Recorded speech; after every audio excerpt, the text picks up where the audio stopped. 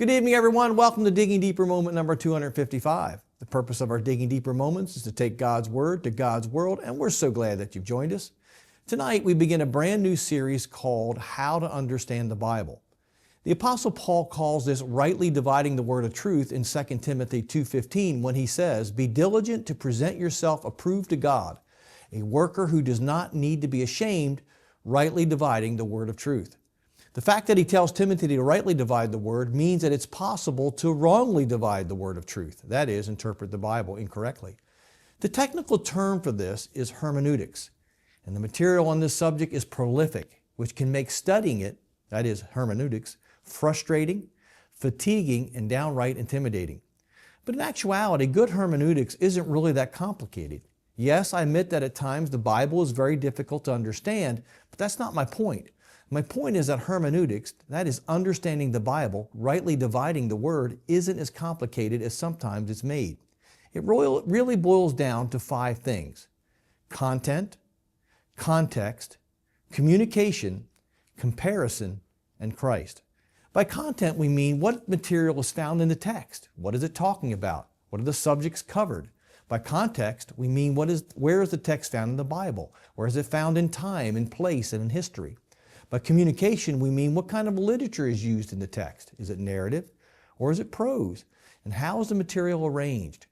When we speak of comparison, we're asking, what do other scriptures say about this text? And when we speak of Christ, we speak in regards to understanding what He had to say about the material that we're reading in a certain text. What is His interpretation on it? If you master these 5 things, content, context, communication, comparison, and what Jesus Christ has to say as an interpreter of the Old Testament, you will be well on your way to rightly dividing the word of truth. And to illustrate how these things aid in our understanding of the Bible, we're going to do in the words of the great theologian Foghorn Leghorn, we're going to grab the bull by the horn by applying these 5 things to one of the most debated texts in the Old Testament. That's Genesis 6, 1 through 4. It says, "Now it came to pass, when men began to multiply on the face of the earth, and daughters were born to them, that the sons of God saw the daughters of men, that they were beautiful, and they took wives for themselves of all whom they chose. And the Lord said, My spirit shall not strive with man forever, for he is indeed flesh, yet his days shall be 120 years.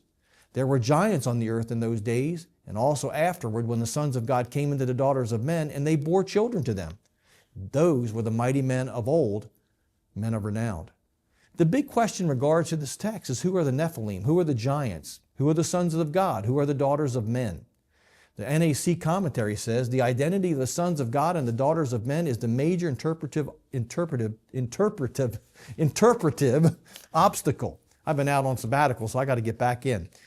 Though the whole passage is replete with problems that are independent. In other words, the Hebrew is a little obscure, emphasis mine. And who one believes the sons of God and the daughters of men are heavily influences who they believe the Nephilim are. And there are 5 major opinions or camps. Genesis 6, 1 through 4 is a remnant of an old myth. The sons of God, the Nephilim, are some sort of gods. But this is just ancient mythology. As the NAC says, the sons of God is a common expression for the council of the gods in Canaanite usage. Antiquity, it is argued, is full of stories in which deities mate with beautiful women by force of persuasion, giving birth to the demigods. Originally, it contended the intent of the tale was to explain the beginning of a race of giants. The second opinion or interpretation of camp is the sons of God are fallen angels, which cohabitated with women. This is a very popular one today, and when they married, they produced Nephilim or giants. The third is that the sons of God are mighty kings or judges of old who took women into their harems and thus had many mighty sons. Fourthly, the sons of God are the godly line of Seth, which intermarried with the ungodly daughters of Cain, or women in general. And finally, the 5th one is the sons of God are demons that inhabited men. In this series, we're going to use these 5 things as a grid: content, context, comparison, communication, and Christ, to see the strength and weaknesses of each view. And in doing so, we're going to train ourselves to think of these 5 things as we read other texts.